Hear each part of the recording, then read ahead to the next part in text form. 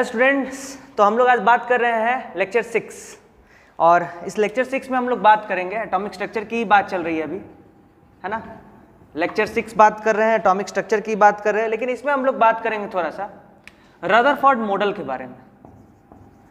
हम लोग ने रदरफोर्ड का कैलकुलेशन देख लिया था, रदरफोर्ड मॉडल के बारे में and questions based on this model.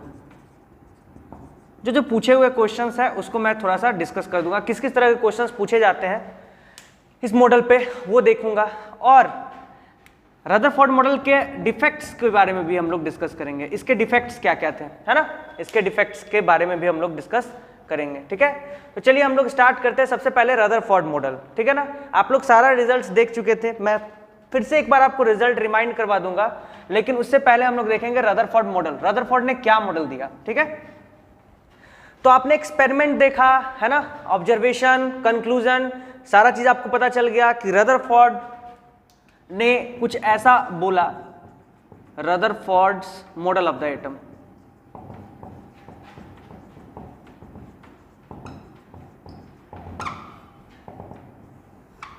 ठीक है, तो उन्होंने सबसे पहले तो न्यूक्लियस का खोज किया, है ना, और हमने बताया कि न्यूक्लियर चार्ज कितना होता है, Z इंटू ई, है ना। E क्या है, Z क्या है, सब आपको पता है। ठीक है, उन्होंने ये बोला कि इलेक्ट्रॉन रिवॉल्व करता है। उन्होंने बेसिकली बोला ये था कि इलेक्ट्रॉन बाहर बाहर है और बहुत सारा स्पेस जो है एटम का क्या है, खाली है। बाद में उन्होंने बोला कुछ ऐसे अरेंज होगा इलेक्ट्रॉन, कुछ न्यूक्लियस से ऐसे अरेंज्ड होगा, ऐसे एक सर्कुलर ट्रैक पे अरेंज होगा। ठीक है ना, इसमें गलती है, थोड़ा सा उनका गलती है, उसको हम लोग देखेंगे, लेकिन उन्होंने कुछ ऐसा बोला कि ऐसा कुछ बीच में न्यूक्लियस है, ये आपका न्यूक्लियस है, ठीक है ना, और इस पाथ पे स्पाइरल पाथ है जो न्यूक्लियस से होता हुआ निकल रहा है, उस पे इलेक्ट्रॉन ऐसे बैठा हुआ है, बहुत सारा इलेक्ट्रॉन ऐसे बैठा हुआ है। ये इतना इंफॉर्मेशन उन्होंने दिया था, ये उनका मॉडल था। इसमें उन्होंने कुछ एक्स्ट्रा बातें भी की थी जो रिजल्ट हम लोग आगे यूज करेंगे, बहुत ज्यादा यूज करने वाले हैं उसको, वो हम लोग देखेंगे। उन्होंने ऐसा कुछ बोला था, ठीक है ना, मतलब उनका कहना यह था कि इलेक्ट्रॉन ऐसे स्पाइरल पाथ पे बैठा हुआ है और ये आपका न्यूक्लियस है। न्यूक्लियस की खोज रदरफोर्ड ने की, ये आपको पता है। इसके अंदर क्या क्या होते हैं, प्रोटॉन एंड न्यूट्रॉन होते हैं, इसके अंदर प्रोटॉन होते हैं और न्यूट्रॉन होते हैं, ये भी आपको पता चल गया। रदरफोर्ड ने ही बहस की थी न्यूट्रॉन की और चैडविक ने उसको खोजा बॉम्बार्डमेंट ऑन बेरिलियम एटम से।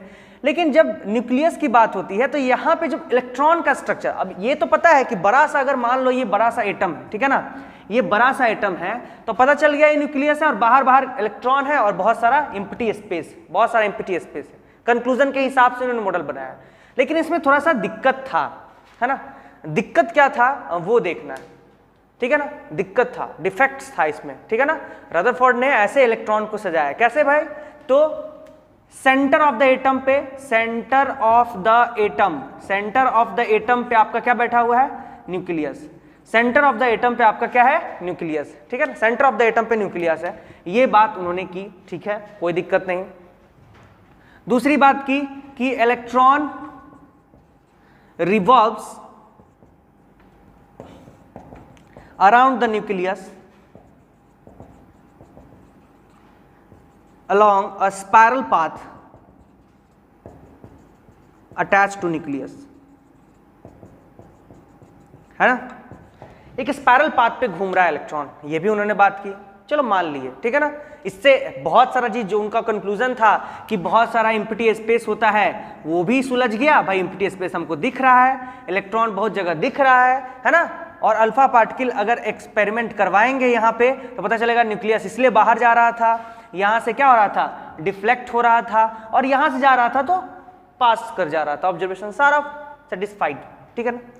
उन्होंने अपने मॉडल ऑफ द एटम में एक और बात कही, ठीक है ना, उन्होंने एक और बात कही कि इलेक्ट्रॉन बैलेंस्ड होता है, इलेक्ट्रॉन और न्यूक्लियस के बीच में जो फोर्स रहता है वो बैलेंस्ड फोर्स रहता है। बहुत बार आप सोचे होंगे सर क्यों ना ये पाथ से इलेक्ट्रॉन गिर जाए नीचे, न्यूक्लियस की तरफ अट्रैक्ट हो जाएगा, ऐसा भी तो हो सकता है। उन्होंने बोला था ये बैलेंस्ड फोर्स लगा होता है, ठीक है ना। उन्होंने तीसरी बात जो की थी वो बोले थे कि एकदम बैलेंस्ड फोर्स रहता है, अपने पाथ से न्यूक्लियस हिलेगा नहीं, बहुत हद तक सही थे ये, लेकिन गलती कहाँ की उन्होंने, इसकी भी हम लोग बात करेंगे, ठीक है ना, अभी बात करेंगे हम लोग इस पे, लेकिन अभी ध्यान से देखिए थोड़ा सा।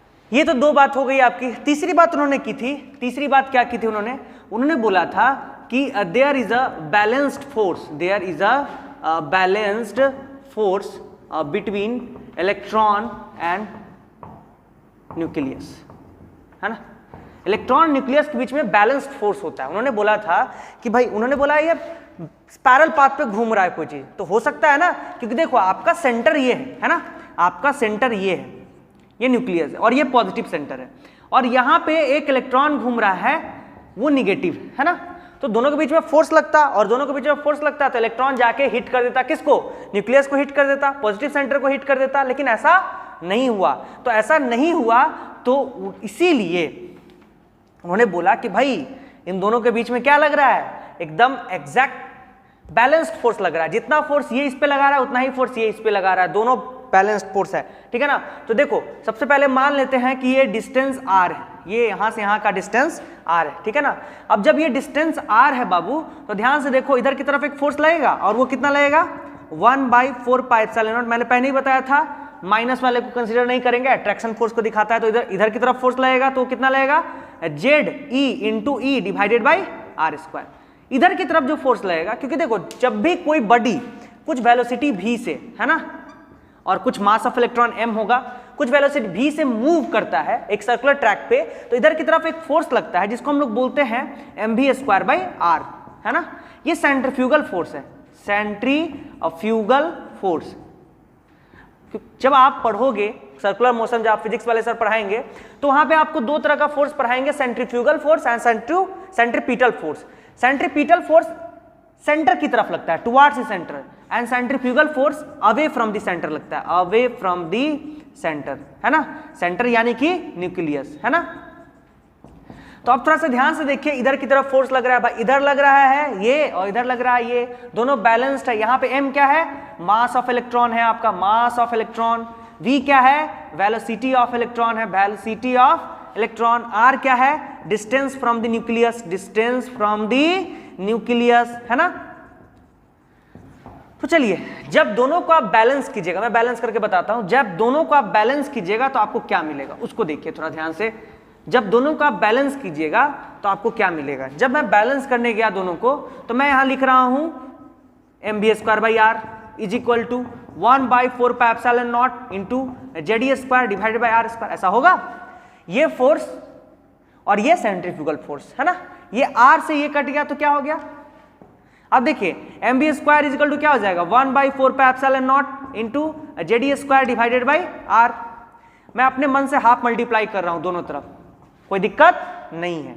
चलिए, जब ये हाफ mv² की बात करोगे तो क्या हो गया आपका काइनेटिक एनर्जी, तो काइनेटिक एनर्जी क्या हो गया आपका 1/4πε0 ZE² डिवाइडेड बाई 2 मल्टीप्लाई होगा 4 से, तो कितना हो गया 8, और ये आपका काइनेटिक एनर्जी। बड़ा इंपॉर्टेंट रिजल्ट, आगे मैं इसका यूज करूंगा, लेकिन ये बहुत इंपॉर्टेंट रिजल्ट है, ये याद रखिएगा थोड़ा सा आप, है ना।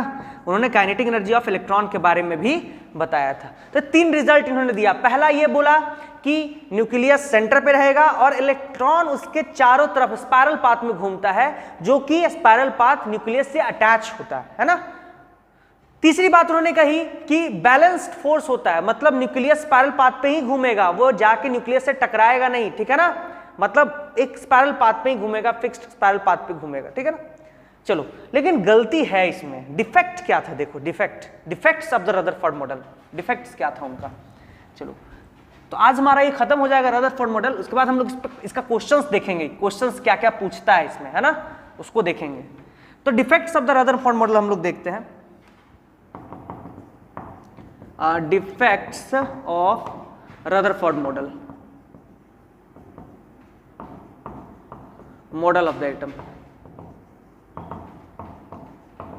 डिफेक्ट्स क्या है, डिफेक्ट्स बोलो, लिमिटेशन बोलो, कॉन्सिक्वेंसेस बोलो, बहुत सारा लैंग्वेज है इसका, है ना। अब देखिए डिफेक्ट्स इसके जो है उसको मैं पहले डिस्कस करता हूं। पहला, एक साइंटिस्ट है मैक्सवेल, और मैक्सवेल ने एक थ्योरी दिया, मैक्सवेल इलेक्ट्रोमैग्नेटिक रेडिएशन थ्योरी, जो हमारा अगला टॉपिक है ना, हम लोग पढ़ेंगे उसको, बड़ा इंपॉर्टेंट टॉपिक, अगर बोर्ड की बात की जाए तो ज्यादातर क्वेश्चंस बोर्ड में एटॉमिक स्ट्रक्चर से वही रहते हैं और क्वांटम नंबर से रहते हैं, ठीक है ना। तो डिफेक्ट्स ऑफ रदरफोर्ड मॉडल, तो एक साइंटिस्ट थे, उन्होंने बोला कि when a negative charge that is electron revolves around the positive charge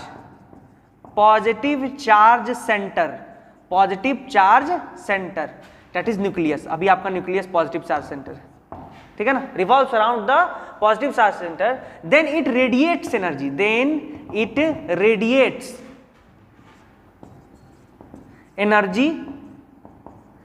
during its acceleration, ठीक है ना। एक्सेलरेशन जब भी होगा, एक्सेलरेशन होगा तो वो रेडिएट करता है एनर्जी, है ना। अगर एक्सेलरेशन नहीं होगा तो कोई दिक्कत नहीं है, लेकिन यहाँ तो एक्सेलरेशन होगा ना, कैसे नहीं होगा बताओ तो। अगर आप यहाँ पे न्यूक्लियस लिए हो और इसके चारों तरफ क्या है आपका, घूम रहा है ऐसे भाई, है ना, ये घूम रहा है आपका, ठीक है ना, और आपने लिया है, एक्सेलरेशन लिया है, तो आप बताओ मेरे को, तो यहाँ पे इलेक्ट्रॉन ऐसे घूम रहा है, ठीक है ना, घूम रहा है, ये तो पूरा सर्कुलर पाथ तो है नहीं। अगर सर्कुलर पाथ रहता तो चलो 1-2 मिनट के लिए मान लेते भाई सर्कुलर पाथ है तो वर्क डन 0 है, और वर्क डन 0 है तो कोई दिक्कत नहीं है ना। लेकिन यहाँ पे तो स्पाइरल पाथ है, वर्क डन 0 है नहीं आपका। तो कभी तो मान लो एक बंदा घर से निकला कुछ पैसा लेके, घूमते गया, तो कभी तो उसका एनर्जी खत्म होगा, क्योंकि अब ये बंदा जब निकला तो एक्सेलरेशन कर रहा है ना, एक्सेलरेशन कर रहा है, और धीरे धीरे एनर्जी रेडिएट कर गया, रेडिएट मतलब खर्च कर दिया, रेडिएट कर गया in the form of waves, है ना, वेव्स के फॉर्म में एनर्जी को खत्म कर दिया। और खत्म कर दिया तो मान लो यहाँ पे जाके इसका एनर्जी खत्म हुआ, तो फिर जब यहाँ जा रहा था अब ये फिर दोबारा लौट के आएगा और न्यूक्लियस को हिट करेगा, और न्यूक्लियस को हिट करेगा तो बुम उड़ जाएगा, है ना। तो न्यूक्लियस जो आपका एटम है वो तो अनस्टेबल हो जाएगा। लेकिन ऐसा होता है क्या, हम लोग के रेडियो एक्टिव एलिमेंट को छोड़ दो तो सारा का एटम क्या है, स्टेबल, सारा एटम स्टेबल है। तो हम लोग बोल सकते हैं कि यहाँ पे थोड़ा सा दिक्कत है, थोड़ा सा इसको सही करने की जरूरत है। आगे बोर साहब ने इसको सही किया, है ना, लेकिन ये इनका डिफेक्ट था, ठीक है ना, ये डिफेक्ट था कि इन्होंने इलेक्ट्रॉन को सही ढंग से नहीं रखा, है ना, ये डिफेक्ट इनका है ना। तो यही डिफेक्ट ऑफ द एटम है मॉडल का, ठीक है ना। अगला जो हम लोग बात करेंगे कि भाई ये जो बात कही है, ये कही है मैक्सवेल साहब ने, है ना, मैक्सवेल, ग्लेन मैक्सवेल नहीं, ये मैक्सवेल साहब अलग है। इनका थ्योरी था इलेक्ट्रोमैग्नेटिक वेव का, ईएम वेव, इलेक्ट्रोमैग्नेटिक वेव को हम लोग ईएम वेव भी बोलते हैं। फिजिक्स वाले सर भी पढ़ाएंगे, लेकिन वो 12th में पढ़ाएंगे, मैं अभी आपको पढ़ा रहा हूं, ठीक है। तो चलिए ईएम वेव के बारे में हम लोग पढ़ेंगे, वो मेरा अगला लेक्चर होगा। फिलहाल तो हम लोग अभी करेंगे क्वेश्चन। इतना जो हम लोग पढ़े, शुरू से पढ़ते आ रहे हैं, उसका क्वेश्चंस करेंगे। तो सबसे पहले तो ये ध्यान रखेंगे कि हम लोग रिजल्ट बनाएंगे कि हम लोगों ने क्या क्या पढ़ा और क्या क्या इंपॉर्टेंट है from the point of view of examination. तो चलिए रिजल्ट बनाते हैं, शुरू से फटाफट रिजल्ट देखते हैं कि हम लोगों ने क्या क्या पढ़ा, उसको एक जगह इकट्ठा कीजिए, है ना। पढ़ने के बाद जरूर एक बार आप कीजिए, उस रिजल्ट्स को एक्युमुलेट कीजिए और देखिए कि आपने क्या क्या सीखा है और कहाँ कहाँ सीखा है, सब मैंने ड्राइव कर रखा है, बस आपको अभी रिजल्ट्स पे ध्यान देना है। चलिए भाई मैं रिजल्ट्स बनाता हूँ।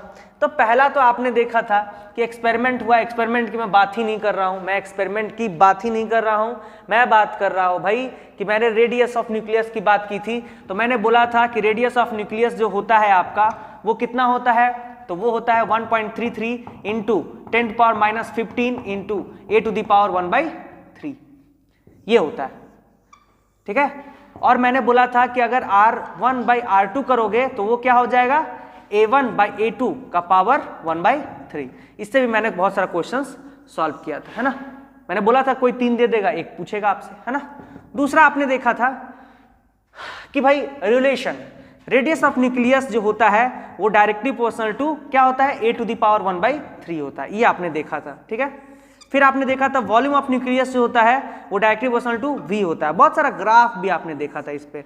फिर आपने देखा था डेंसिटी ऑफ न्यूक्लियस जो होता है वो फिक्स होता है, जो उसको मैंने बोला था रो न्यूक्लियस, है ना, वो डायरेक्टली प्रोपोर्शनल टू A⁻0 होता है, सॉरी यहाँ पे A लिखिए और A⁻0, मतलब वो एटॉमिक वेट पे डिपेंड नहीं करता है, ठीक है ना, वो फिक्स्ड वैल्यू अकर करता है, जिसका वैल्यू था 2.3 इंटू 10 पावर कितना 17 kg/m3, है ना।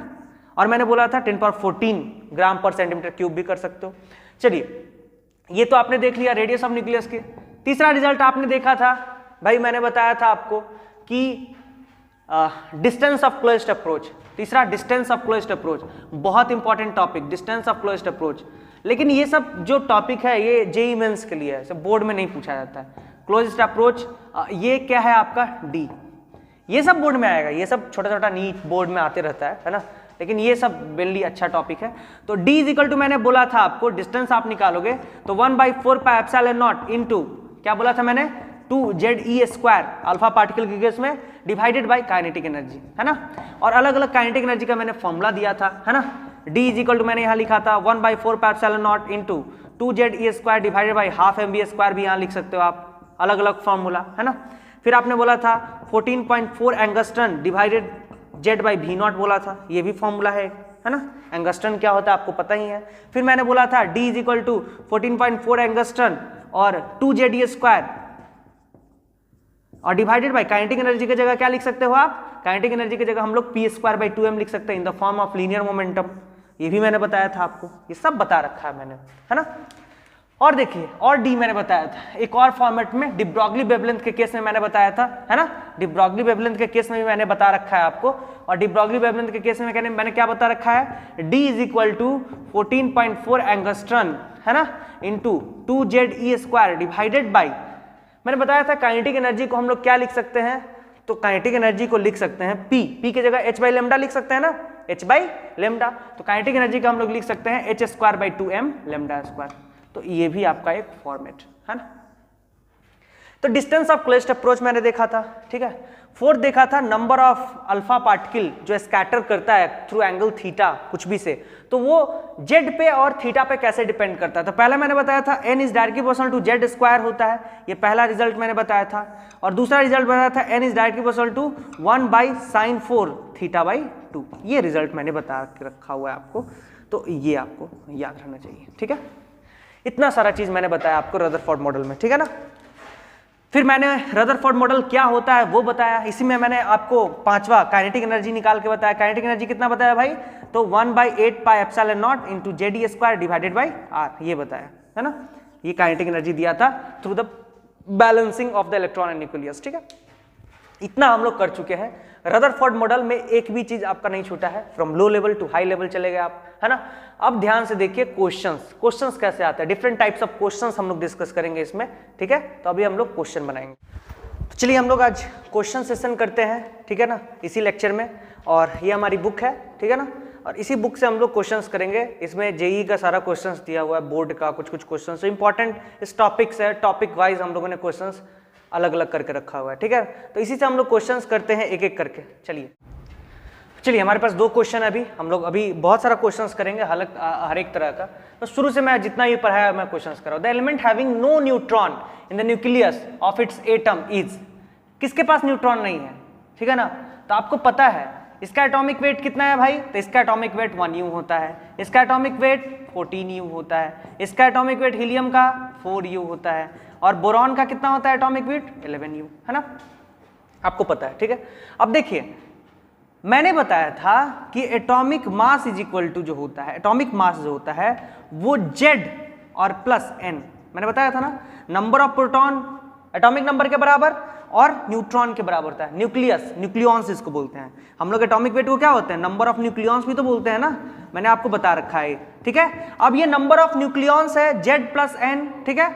अब बताओ हाइड्रोजन का 1 और प्लस और मास 1 ही है, तो इसका मतलब इसके अंदर न्यूट्रॉन कितना है, 0 है। न्यूट्रॉन कितना है, 0 है। इसलिए हाइड्रोजन को बहुत बार ऐसे प्रोटॉन भी लिखा जाता है।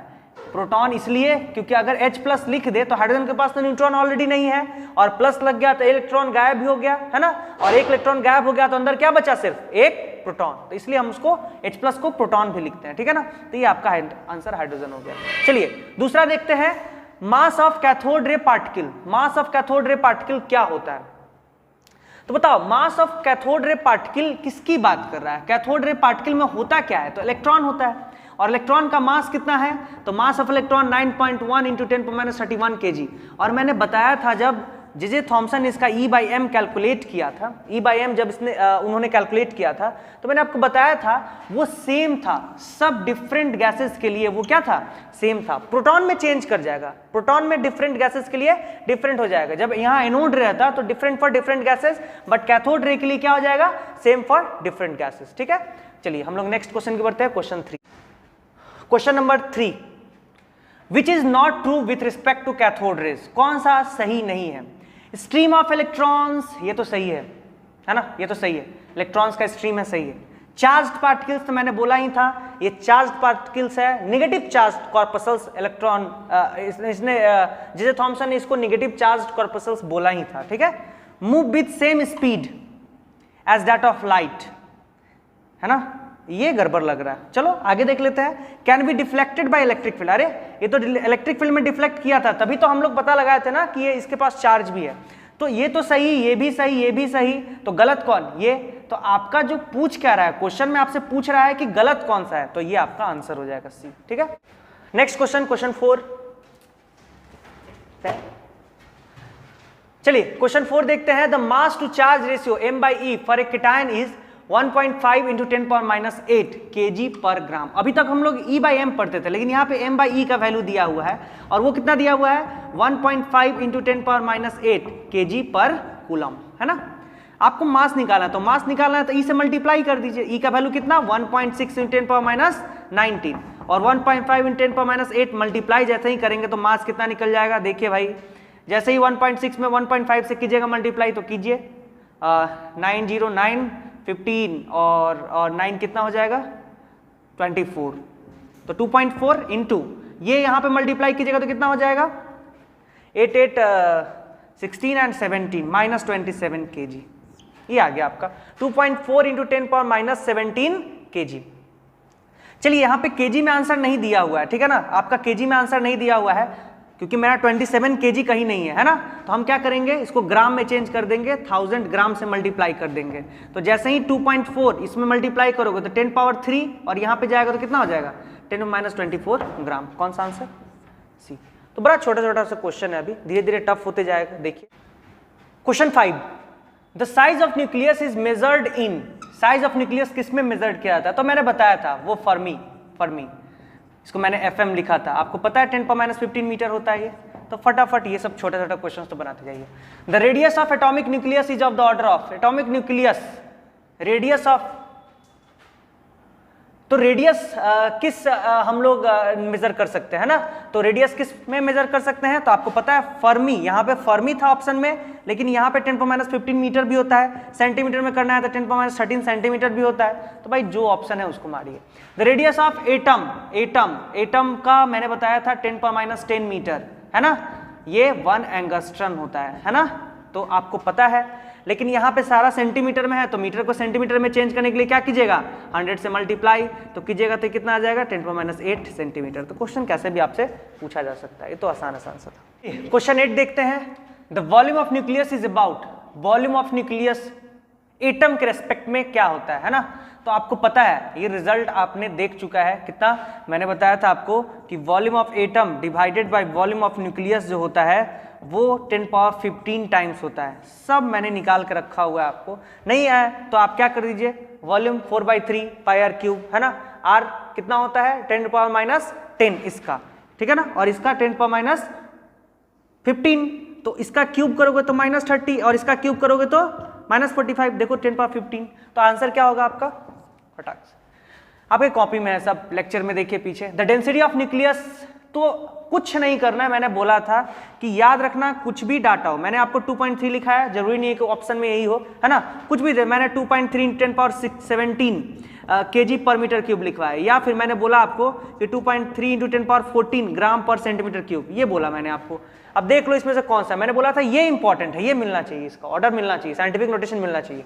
तो 10⁻17 किसका है भाई, फटाक से आंसर, इसमें भी निकालने की जरूरत नहीं है, हम देख के बता देंगे, क्योंकि सारे का डेंसिटी डिपेंड नहीं करता है, क्योंकि मैंने पता है density is directly proportional to 10⁻0, density atomic weight पे डिपेंड नहीं करता है, इंडिपेंडेंट ऑफ एटॉमिक वेट है, तो कौन सा आंसर होगा, अभी मेरा आंसर बी ही है, ठीक है ना, तो आसान है एकदम बनाना क्वेश्चंस, ठीक है।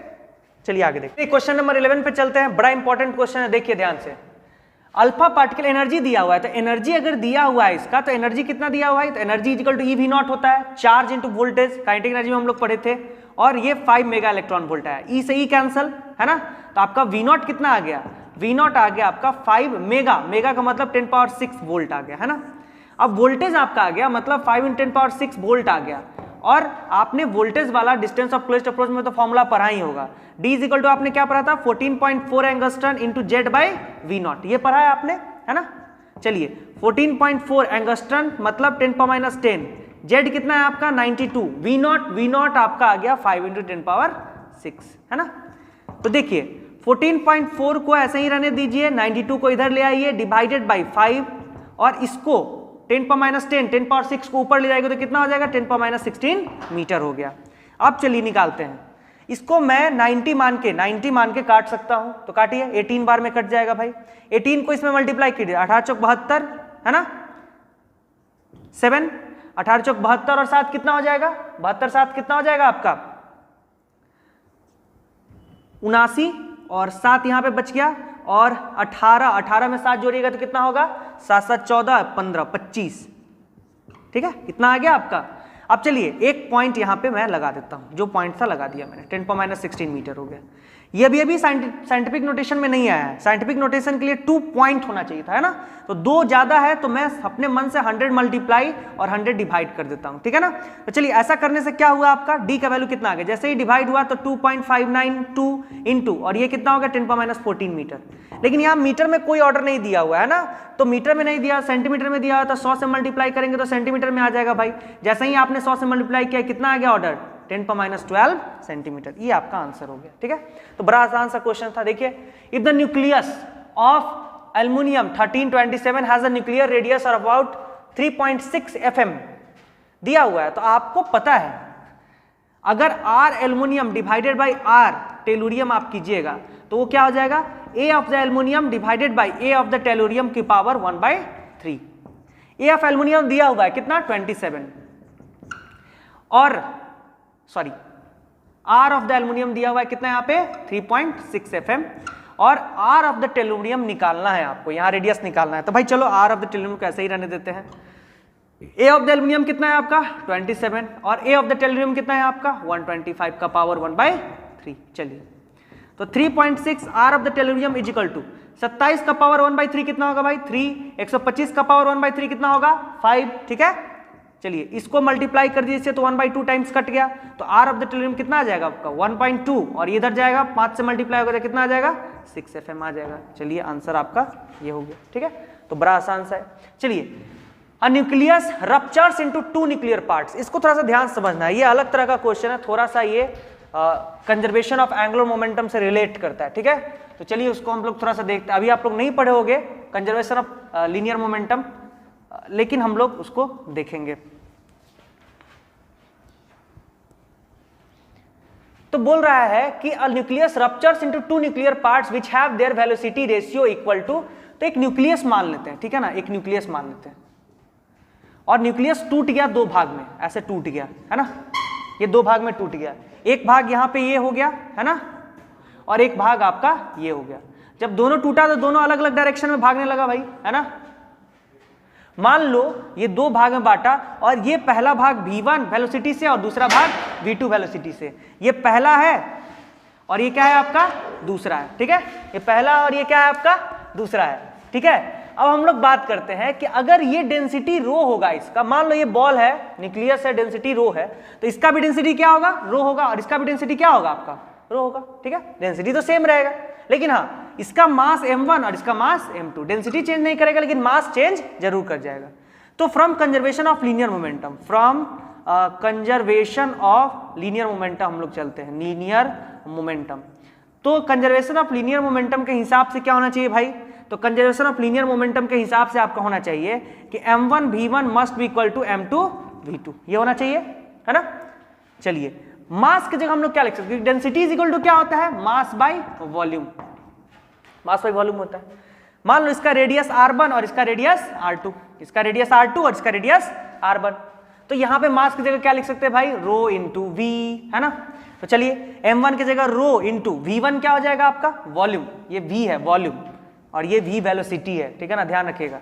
इसलिए वेलोसिटी वाले को मैं ऐसे कर देता हूँ, थोड़ा सा मोड़ देता हूँ, ये वेलोसिटी है और ये जो v ऐसे दिख रहा है वो क्या है आपका वॉल्यूम है। तो वॉल्यूम की जगह क्या लिख सकते हैं रेडियस के टर्म में 4/3 पाई r1 का होल क्यूब, है ना, और इनटू ये velocity v1 is equal to m2 की जगह लिख सकते हैं रो इनटू 4/3 पाई r2 का होल क्यूब और इनटू v2 वेलोसिटी v2, है ना। चलिए रो से रो कैंसल, 4/3 पाई से 4/3 पाई कैंसल। तो चलिए अब देखिए यहाँ पे एक रिलेशन आ गया आपको, और वो रिलेशन क्या है, फ्रॉम कंजर्वेशन से एक रिलेशन आया कि r1 cube v1 is equal to r2 cube v2। तो यहां से अगर मैं v1/v2 वेलोसिटी का रेशियो निकालूं तो r2/r1 का होल क्यूब। ये रिजल्ट ही आप याद कर लीजिए तो ज्यादा बेटर है, या मैंने आपको बता भी दिया कि आया कहां से है, कैसे आया, ठीक है। अब देखिए थोड़ा ध्यान से, बोल रहा है which a velocity ratio equal to 2:1, velocity ratio 2:1 के बराबर है, तो what will be the ratio of their nuclear sizes. तो वेलोसिटी रेशियो 2:1 है, मतलब v1 2 है और v2 क्या है 1 है, r2/r1 कितना हो गया, तो बताइए यहां से r1/r2 कीजिएगा तो कितना हो जाएगा 1/2, तो यहां से r1/r2 का रेशियो क्या हो जाएगा 1/2 का पावर 1/3, मतलब 1:2 टू द पावर 1/3। कौन सा ऑप्शन भाई, बी। बड़ा आसान सा क्वेश्चन है, एकदम खुद से बनाना है और आसानी से बनाना है, ठीक है। चलिए हम लोग आगे बात करते हैं क्वेश्चन नंबर 14। क्वेश्चन नंबर 14 देखते हैं। The mass number of helium 4 है, मास नंबर का मतलब A दिया हुआ है, and that of sulphur is 32। The radius of sulphur nucleus is larger than that of helium. Radius of sulphur to helium निकालना है। चलिए radius of sulphur radius of helium निकालते हैं, तो यह क्या हो जाएगा A of sulphur A of helium का पावर 1/3। आपको पता है रेडियस ऑफ सल्फर कितना और रेडियस ऑफ हीलियम कितना, ये तो निकालना है आपको भाई। अब देख लेते हैं A of the sulphur, A of the sulphur कितना है 32, है ना, और A ऑफ द हीलियम कितना है 4 का पावर 1/3, ये काट दीजिए तो 8 टू द पावर 1/3 कितना हो जाएगा 2, मतलब Rs is equal to 2 times R of helium. तो कितना हो जाएगा आपका आंसर भाई 2। बड़ा आसान सा question. The range of nuclear forces is about, तो मैंने बताया था न्यूक्लियर फोर्स का range is order of 10⁻15 metre, 1 fermi के रेंज में होता है। तो कौन सा आंसर डी। ये सब क्वेश्चंस बड़ा आसान सा है, तो मैंने आपको आज 15 क्वेश्चंस मैंने आपको करवा दिया है। 15 क्वेश्चन इसी तरह का क्वेश्चन पूछा जाता है, यही सब क्वेश्चंस पूछा जाएगा आपसे, ठीक है ना, इसी तरह का क्वेश्चंस पूछा जाएगा, इसी के फॉर्मेट्स पे पूछा जाएगा क्वेश्चन। 15 क्वेश्चन मैं अगले लेक्चर में भी करवाऊंगा, ठीक है ना। तो उसमें आपको ध्यान रखना है ये कि अब हम लोग जो बात करेंगे अगला इलेक्ट्रोमैग्नेटिक रेडिएशंस, उसमें हम लोग देखेंगे और भी चीज, ठीक है ना। तब तक के लिए धन्यवाद, और वीडियो को पूरा देखिए और दोस्तों में शेयर कीजिए, उनको भी हेल्प मिल जाए थोड़ा सा इस लॉकडाउन में, क्योंकि भाई पैसा तो ले नहीं रहे हैं हम लोग, है ना। तो आपको इससे हेल्प मिलेगा, लोगों को भी पढ़ने में अच्छा पढ़ाई मिल जाएगा उनको भी, ठीक है। Thank you.